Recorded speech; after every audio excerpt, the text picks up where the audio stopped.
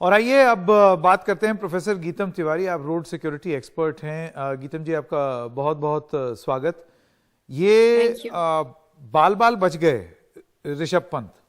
अब इसको आप थोड़ा सा गुड लक मानिए, किस्मत मानिए कि कुछ लोग वहां पर थे जान बचाने के लिए। ये ड्राइवर और कंडक्टर जिनका भी इंटरव्यू चला, उनकी गाड़ी में फीचर्स बहुत अच्छे थे, महंगी गाड़ी थी, लेकिन हर आदमी के पास ऐसी गाड़ी नहीं होती है। मैं आपसे जानना चाहता हूं कि रोड सेफ्टी को लेकर के हिंदुस्तान अभी कहां है?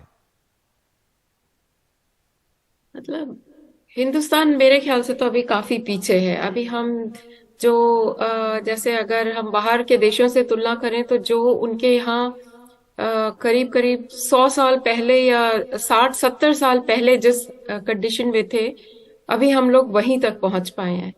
तो मुझे जैसे अभी मैंने जो पूरा डिस्क्रिप्शन सुना ऋषभ पंत के एक्सीडेंट का, तो एक चीज मुझे तुरंत स्ट्राइक करी कि जैसे उन लोगों ने जो डिस्क्रिप्शन दिया कि गाड़ी चक्कर खा के जैसे उलझ के और दूसरी तरफ पलटी।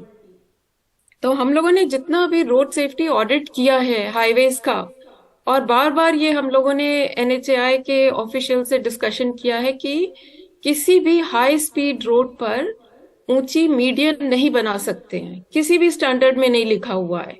जो हमारे इंडियन स्टैंडर्ड्स हैं उसमें भी लिखा हुआ है कि जब आप 100 किलोमीटर 120 किलोमीटर स्पीड के लिए रोड बना रहे हैं तो उसमें आप इस तरह की ऊंची मीडियन नहीं बना सकते हैं। इसीलिए ये सबसे अहम वजह है जिसकी वजह से टायर बर्स्ट होता है और जिसकी वजह से ये अकेली गाड़ी जो है पलटा खाती है। लेकिन अभी भी इस नहीं पर हम मैम, लोगों फिर ये ने बताइए, देखा है ऊंची कि मीडियन का मतलब ये हुआ कि आपको बीच में डिवाइडर पे पत्थर नहीं रखने हैं, बहुत नहीं ऊंचा नहीं, उसमें कोई डिवाइडर स्ट्रक्चर नहीं हुआ? डिवाइडर का डिजाइन ही अलग होता है। हाँ। डिवाइडर जो है, जो जब बहुत हाई स्पीड रोड के लिए बनाया जाता है तो हम्म। वो उसमें कोई भी 4 इंच से ऊंची जगह नहीं बनाते हैं। उसको सबसे अच्छा तरीका होता है या तो उसको डिप्रेस करते हैं या उसको बिल्कुल उसी लेवल पे रखते हैं और उसके बीच में आप न्यू जर्सी बैरियर या आप किसी तरह का क्रैश बैरियर लगाते हैं। लेकिन हम्म। जैसा कि हम लोग अभी कर रहे हैं कि हम लोग 200-250 सेंटीमीटर ऊपर उसको उठा देते हैं और उसके ऊपर बैरियर लगाते हैं, तो वो ये डिजाइन ही गलत है।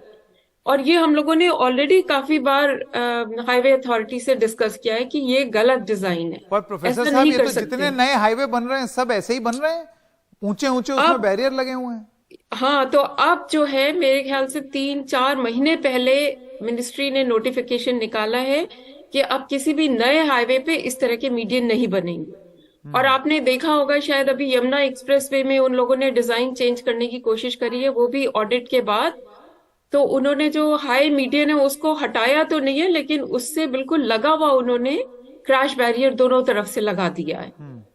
तो ये गाड़ी अकेली गाड़ी उछलने का सबसे मतलब जो हमें बार बार हमें इस तरह के हादसे दिखाई पड़ते हैं रोड हाई एक्सप्रेसवे पे, हाई स्पीड रोड्स पे, उसकी काफी वजह होती है गलत रोड डिजाइन। और जिसमें एक ये जो मीडियन डिजाइन है ये बहुत ही अहम रखती है। आपने तो एकदम ही दूसरा नई आप बात बताई, क्योंकि अब तक नहीं तो सारी नहीं बात ये तो सारी बात अब तक ये हो रही थी कि गाड़ी ओवर स्पीडिंग एक वजह हो सकती है, नहीं नहीं, गलत देखिए पता ओवरटेक है एक वजह।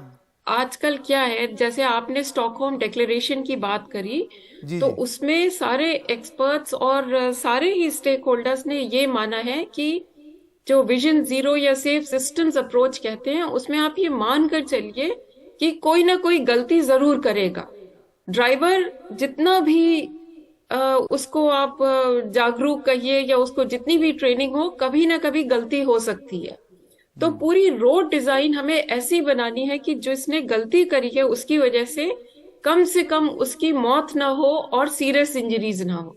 हादसे होंगे लेकिन उसमें मौत और सीरियस इंजरीज नहीं होनी चाहिए। लेकिन मैम, एक और भी आंकड़ा है, मेरे ख्याल से आप उसके बारे में और उल्लेख कर सकती हैं कि हाईवे पर होने वाले एक्सीडेंट और उनसे मौतें, अगर आप उनके आंकड़े देखें और जो हाईवे से उतर करके अंदर की जो सड़कें होती हैं, अंदरूनी सड़कें, उन पर जो हादसे होते हैं उनमें कोई बहुत ज्यादा फर्क नहीं है। मैं तो ये कहूंगा कि वो जो नॉन हाईवे एक्सीडेंट्स हैं और उनमें जो मौतें होती हैं वो भी या तो लगभग बराबर है या नहीं ज्यादा ही है।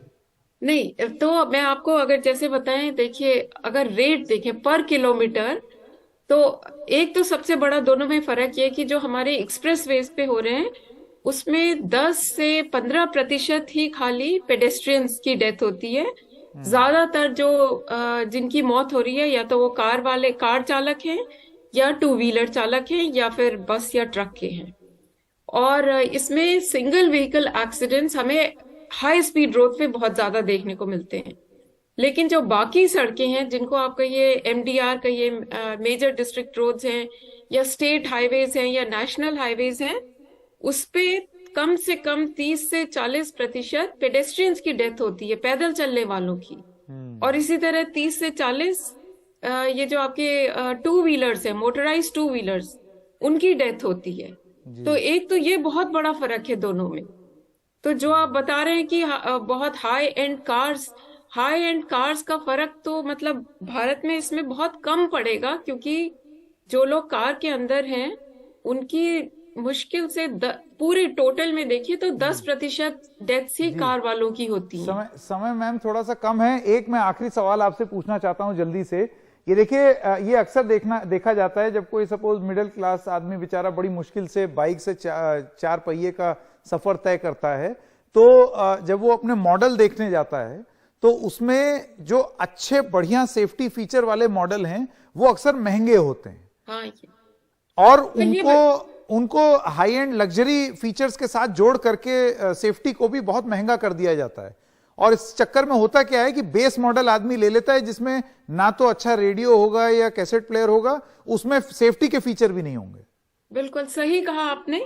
और इसके ऊपर भी काफी हम लोगों को कार मैन्युफैक्चरर्स के ऊपर जोर देना है, क्योंकि मिनिमम सेफ्टी फीचर्स के लिए आपको दाम बढ़ाने की कोई जरूरत नहीं है। और बहुत जब सही। इस तरह के रेगुलेशंस होंगे तो ये मैन्युफैक्चरर्स इजीली कर सकते हैं। ये आपने बड़ी खूब कही। प्रोफेसर गीतम तिवारी, बहुत कुछ सीखने को मिला। आपका बहुत बहुत धन्यवाद हमारे साथ यहाँ थैंक यू। पर जुड़ने के लिए। Thank professor you. GITAM Tiwari थी, उन्होंने बहुत महत्वपूर्ण बातें कुछ बताई।